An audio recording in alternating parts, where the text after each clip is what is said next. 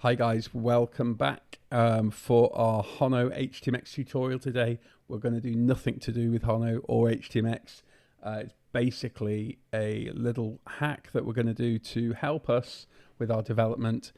You might have noticed that I've been refreshing the browser to get updates in the browser, and it has been irritating the life out of me. So I have consulted ChatGPT, and it's recommended that I add something called Browser Sync. Browser Sync is a small utility that creates a proxy server to our current running app. So we need to create a little script. I'm going to call it sync.js. I'm going to copy the code that ChatGPT gave me, which is there. And so it's proxying the localhost 3000 code that we were running onto port 4000. It's going to also open up a browser for us automatically.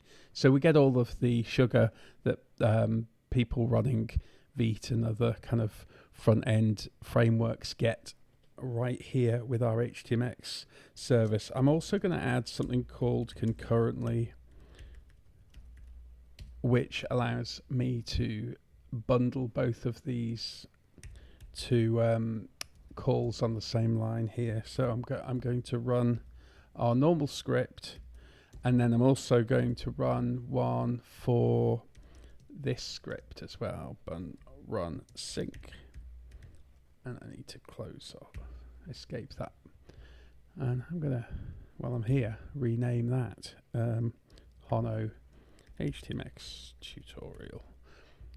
Great. Okay, so now what we should see is when we run this bun dev, it launches into my browser here, and let's go and try it out. Let's go to the home page and change the title of the users to all users, and as you can see, it refreshes it.